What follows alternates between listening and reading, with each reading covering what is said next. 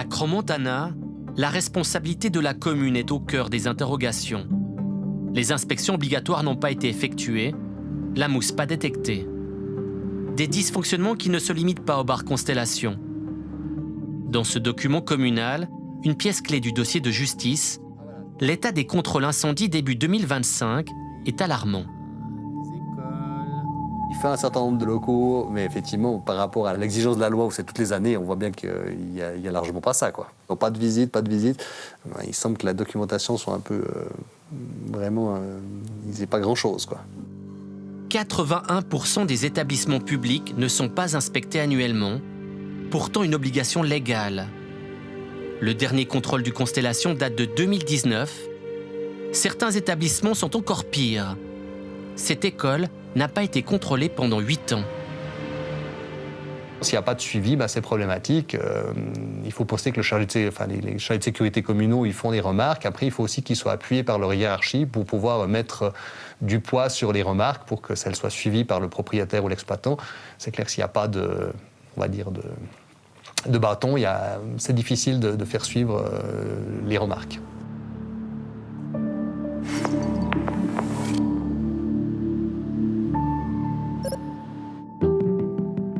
Pour comprendre ces dysfonctionnements, il faut commencer par s'intéresser aux chargés de sécurité. Sur le site de Crans-Montana, avant le drame, l'équipe posait tout sourire devant leur voiture de service. Le premier problème, aucun d'entre eux n'a de diplôme fédéral en protection incendie. Deuxième problème, le choix des contrôles interroge. Nous avons demandé l'avis d'Olivier Burnier, un expert en prévention incendie. Le choix d'établissement, on va dire la fréquence, semble pas très logique. Effectivement, un établissement type hôtel devrait être un peu plus contrôlé qu'un établissement public qui devrait être un peu plus contrôlé qu'un take-away dont le risque effectivement incendie n'est pas très élevé. En Suisse, une telle situation n'est pas la règle. Prenons le canton de Zurich, ils ont une politique extrêmement sévère en termes d'autorisation et de suivi des travaux et de suivi des autorisations. Et on le voit sur la sinistralité, ils sont nettement moins que les autres. Pourquoi ici, l'hôtel Royal est contrôlé chaque année, alors que d'autres non? Pourquoi des pharmacies, des take-away sont inspectés, mais pas le bar Constellation? À rien y comprendre. Derrière les contrôles incendie, ce sont potentiellement des milliers de francs à investir pour se mettre aux normes. La différence de traitement exaspère Patrick Séguesser, commerçant de Crans-Montana. Moi, on m'appelle ici, on m'appelle pas le Valaisan, mais le confédéré. Puis je pense qu'on est plusieurs confédérés, en tout cas, à ne pas être contents. Certainement aussi des citoyens de Crans-Montana. Mais après, ça, c'est ceux qui font pas partie des clans politiques ou des clans familiaux. Mais je veux dire, là, on parle du bon fonctionnement d'une commune, de la sécurité. Je pense que là, après, le copinage ou les liens d'enfance ont des limites. Patrick Séguesser est un des rares à prendre la parole ouvertement. Ses anciens voisins du takeaway La Piccolina, rebaptisé Tiny Diner, n'osent plus parler aux journalistes. En été 2025, ils ont ensemble critiqué les autorités communales dans un article du Nouvelliste. 4 jours plus tard, un contrôle incendie leur tombe dessus. Il y a un article dans le journal en défaveur de la commune et puis après, il y a un contrôle 4 jours plus tard. Je me dis que c'est en tout cas un drôle d'hasard de calendrier. Puis quand j'entends qu'après, la commune n'a pas les ressources nécessaires ou le temps nécessaire pour effectuer tous les contrôles, je me dis que ce contrôle-là, il est peut-être un peu punitif. Dans le dossier judiciaire, un planning de la commune daté du 24 juillet vient étayer ses soupçons. Le takeaway n'est pas indiqué dans les inspections prévues durant l'été 2025. L'article sort le 9 août et le 13, le takeaway est averti d'un contrôle. Contacté, la commune n'a pas souhaité répondre à nos questions. Face à la justice, le chef de service de la sécurité conteste avoir commis des fautes. Le chaos des inspections serait dû à l'informatique, un problème de logiciel en 2022 et des pertes de données.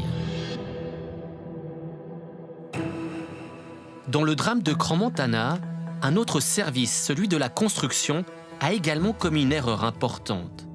En 2015, lors de la rénovation du Constellation, c'est à ce moment-là que le bar est devenu dangereux, que la mousse est posée, que l'escalier est rétréci par les morettis. Pour comprendre l'erreur, on a demandé l'avis d'un expert en droit de la construction, Pierre Bugnon. Quand on voit les images qui ont été publiées sur Internet à l'époque de la transformation, on voit que c'est des travaux, c'est difficile de les qualifier de minime importance. A priori, sur ces seules bases-là, je dirais que ça plaide en tout cas clairement pour une autorisation de construire. Pourtant, aucune autorisation de construire n'est exigée par la commune. Seule la véranda extérieure est mise à l'enquête. Un point important pour l'expert, la transformation d'un local de stockage en fumoir. Si c'était un réduit, et puis que c'est plus un réduit et que ça accueille du monde, c'est assez clair, quoi. on change son affectation. Du moment que l'autorité a la connaissance, il y a quelque chose qui se passe, où elle voit, par exemple, surtout si c'est au centre, puis qu'on voit des pelles mécaniques arriver, des choses comme ça, je veux dire, bon, il se passe quelque chose. Elle doit ici, pour assumer son rôle, parce qu'elle est chargée d'assurer le respect des prescriptions du droit public de la construction sur son territoire, et elle doit intervenir.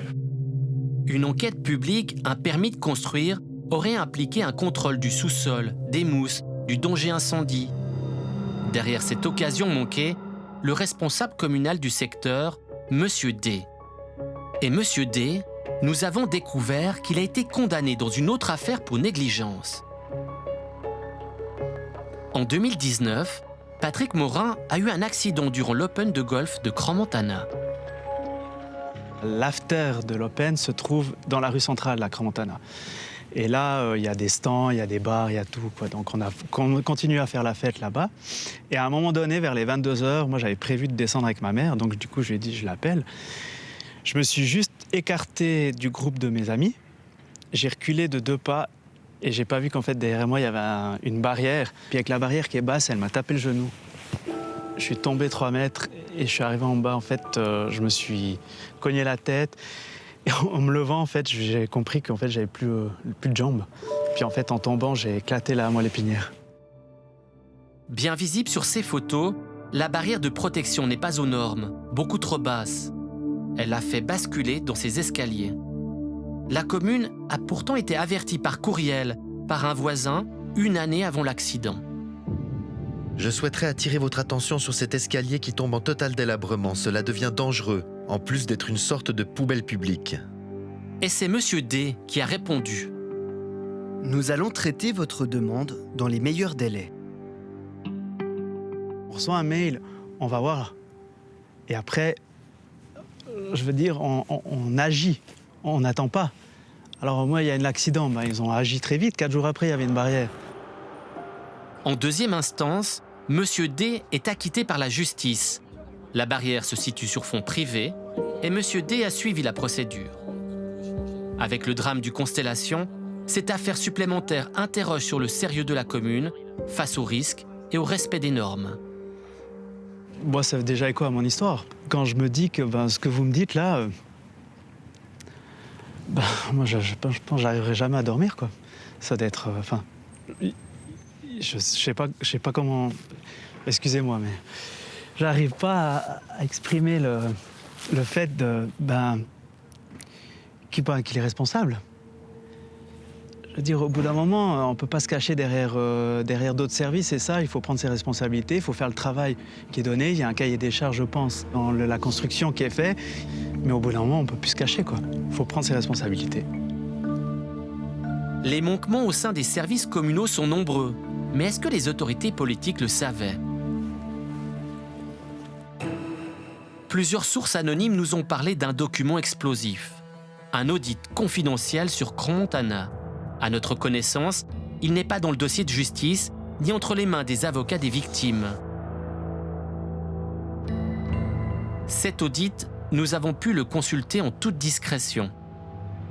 L'audit montre que dès 2023, les municipaux sont avertis des problèmes dans les services responsables des contrôles incendies et des autorisations de construire. Le document mentionne Cas disciplinaires non gérés ou ignorés. Refus de mission. Il y a également des recommandations qui demandent la fin du pistonnage à l'embauche. Aider les chefs de service dans la gestion du personnel avec un soutien RH neutre, sans influence politique et historique. L'audit pointe également un manque de moyens. Les ressources, le personnel et le temps à disposition par rapport aux missions attendues sont inadaptés. Ces informations sont en contradiction avec les propos du président de Crans-Montana, Nicolas Ferraud. Il affirmait ne rien savoir lors de la conférence de presse du 6 janvier. Nous avons un programme qui devrait être tenu et que nous pensions qu'il soit tenu. Le vrai souci, c'est que nous n'avons jamais été informés qu'il y avait de telles carences. Contacté à nouveau, le conseil municipal de Crans-Montana a décliné notre demande d'interview. Il indique collaborer avec les autorités judiciaires afin d'établir les faits et de déterminer les responsabilités. Pour Romain Jordan, avocat de victime, la commune pourrait être inculpée.